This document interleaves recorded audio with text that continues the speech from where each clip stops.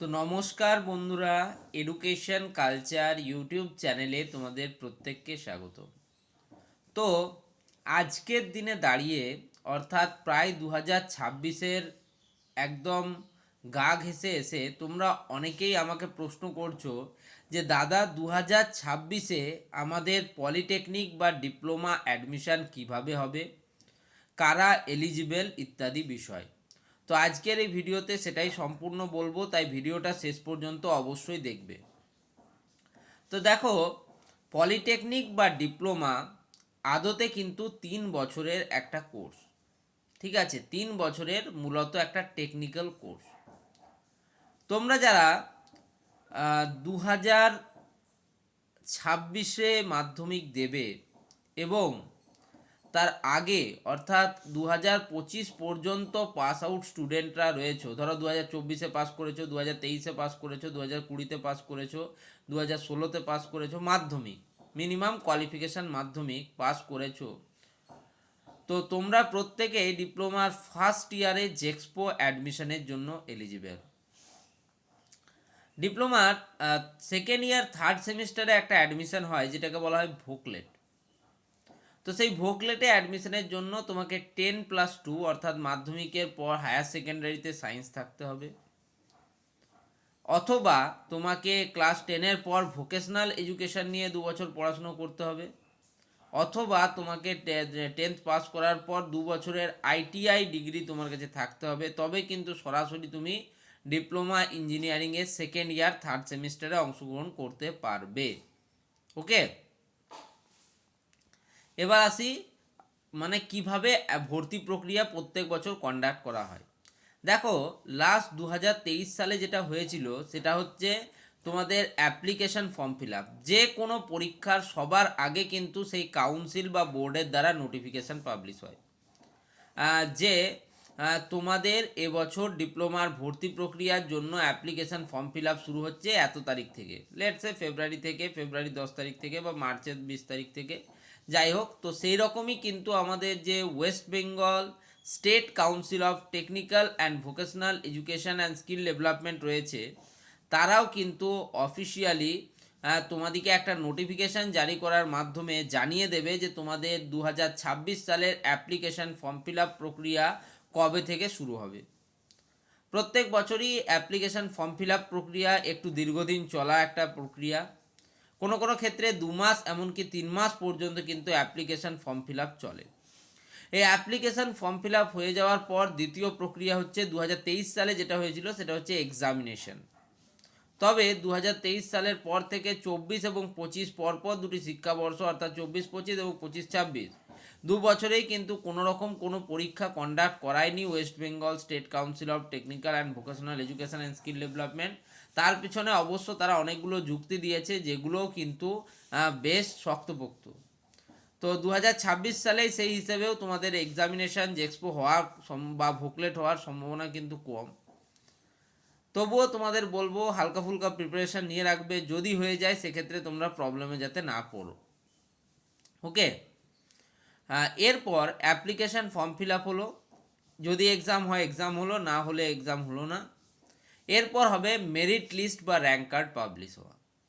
তো তোমরা বললে যদি দাদা এক্সাম না হয় তাহলে কার বেসিসে আমার এই মেরিট লিস্ট বা র্যাঙ্ক কার্ড আসবে? তো তোমরা যে মাধ্যমিক পরীক্ষা দিয়েছো বা দিয়ে এসেছো তার উপর তুমি একটা নাম্বার পেয়েছো।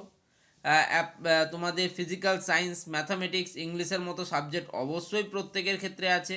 তো সেই সাবজেক্টগুলোতে তুমি একটা নির্দিষ্ট নাম্বার পেয়েছো এবং সেই নাম্বারের উপরেই কিন্তু তোমার মেরিট লিস্ট বা র্যাঙ্ক কার্ড তৈরি করা হবে। এবার মেরিট লিস্ট বা র্যাঙ্ক কার্ড তৈরি করার পরে তোমাদের কত র্যাঙ্ক হচ্ছে তার উপর ভিত্তি করে কিন্তু পরবর্তী যে কাউন্সিলিং প্রক্রিয়া, দেখো কাউন্সিলিং প্রক্রিয়া একটা দীর্ঘ প্রক্রিয়া। মানে সবার প্রথমে আমাকে কি করতে হলো, অ্যাপ্লিকেশান ফর্ম ফিল আপ করতে হলো। সেটা ধরো ফেব্রুয়ারি থেকে এপ্রিল অবধি হলো, তাহলে ফেব্রুয়ারি মার্চ এপ্রিল 3 মাস। সেটার একটা নির্দিষ্ট অ্যামাউন্ট থাকে, কোনো কোনো ক্ষেত্রে সেটা 500 টাকা ধরে নিতেও পারো তোমরা। তো সেই অ্যাপ্লিকেশান ফর্ম ফিল আপ করলে তুমি, এরপর তোমার কিন্তু মেরিট লিস্ট বা র্যাঙ্ক কার্ড এলো। যদি তোমাদের এক্সাম না হয় জেক্সপো বুকলেট, তাহলে সেই মেরিট লিস্ট বা র্যাঙ্ক কার্ড কখন আসছে? অ্যাপ্লিকেশান ফর্ম ফিল আপ হওয়ার প্রায় 20 দিন থেকে 1 মাসের মধ্যে কিন্তু তোমাদের র্যাঙ্ক কার্ড চলে আসছে।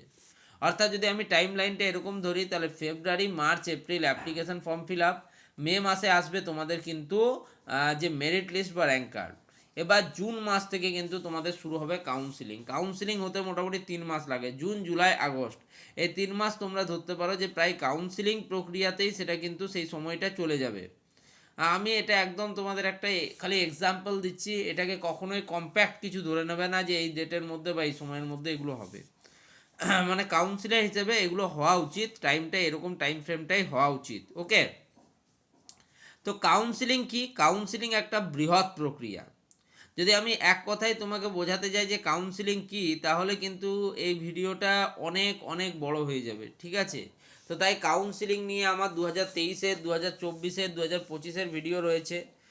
এবার 2026-এরও কাউন্সিলিংয়ের ভিডিও পার্ট বাই পার্ট কিন্তু আসবে। তো সেখান থেকে তোমরা অবশ্যই কিন্তু দেখে নেবে তোমাদের 2026-এর কাউন্সিলিং কিভাবে হচ্ছে। দেখো, কাউন্সিল কিন্তু নোটিফিকেশান জারি করার পরেই তোমাদের অ্যাপ্লিকেশান ফর্ম ফিল আপ বা পরবর্তী প্রসেসগুলো হবে।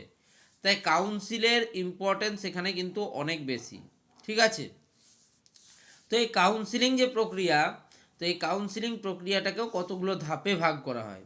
সবার প্রথমে হয় রেজিস্ট্রেশন প্রক্রিয়া, কাউন্সিলিংয়ের জন্য রেজিস্ট্রেশন প্রক্রিয়া। তারপর তোমাকে কিন্তু চয়েস ফিলিং করতে হয়। ধরো তোমার বাড়ি হচ্ছে পশ্চিম বর্ধমান ডিস্ট্রিক্টে।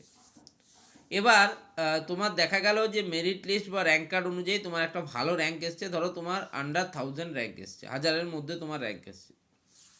এবার তুমি চাইছো যে তোমার ডিস্ট্রিক্টেরই সেরা যে পলিটেকনিক কলেজ রয়েছে সেই কলেজগুলোতে গভর্নমেন্টের আমি অ্যাডমিশন নেব। সেক্ষেত্রে তোমাকে কিন্তু সেই নির্দিষ্ট সময়ে তোমাদের কিন্তু চয়েস ফিলিং প্রক্রিয়া করতে হবে, যে আমার এই এই কলেজগুলো আমার পছন্দ, আমি এই কলেজগুলোকে আমার চয়েসের মধ্যে রাখবো। এটাকেই বলা হচ্ছে চয়েস ফিলিং প্রক্রিয়া। তো সেই চয়েস ফিলিং প্রক্রিয়ায় তোমাদেরকে অংশগ্রহণ করতে হবে, এবং সেই চয়েস ফিলিং প্রক্রিয়ার উপর নির্ভর করেই কিন্তু তোমাদের কলেজ পাওয়া অনেকাংশে নির্ভর করছে। তোমার ভালো র্যাঙ্ক থাকলে হয়তো তুমি যে ফার্স্টের দিলে যে কলেজটি সেটাই তুমি পেয়ে গেলে, যদি ভালো না থাকলেও লাখ, তাহলে দ্বিতীয়, তৃতীয়, পঞ্চম, দশম, পঞ্চদশ এগুলো পেলে। তবে তারপরেও একটা অটো আপগ্রেডেশনের সুযোগ থাকে। এগুলো অনেক বিস্তারিত বিষয়, এগুলো এখনই যদি তোমাদেরকে বলে দিই তোমরা কিন্তু কিছুই বুঝতে পারবে না। তো সেক্ষেত্রে আমি তোমাদেরকে বলবো যে সবার প্রথমে তোমাদের কাউন্সিলের যে নোটিফিকেশান, সেই কাউন্সিলের নোটিফিকেশান 2026 সালে ডিপ্লোমা ইঞ্জিনিয়ারিংয়ের অ্যাডমিশনের আগে সেটা বেরোক, এটা হচ্ছে ফার্স্ট প্রায়োরিটি। তার পরবর্তীকালে কিন্তু আমরা এক্সাম বা মেরিট লিস্ট এসব নিয়ে আলোচনা করি, অ্যাপ্লিকেশান ফর্ম ফিল আপ নিয়ে পরে আলোচনা করি। তো এই ভিডিওটাতে আর বিস্তারিত কিছু বলছি না, এখানেই ভিডিওটা শেষ করছি। ভিডিওটা ভালো লাগলে ভিডিওটিকে লাইক করো, শেয়ার করো বন্ধুদের মধ্যে, এবং চ্যানেলটিকে অবশ্যই সাবস্ক্রাইব করে নাও, কারণ 2026 সালের ডিপ্লোমা ইঞ্জিনিয়ারিংয়ের সমস্ত ভিডিও তোমরা এখান থেকে পেয়ে যাচ্ছ।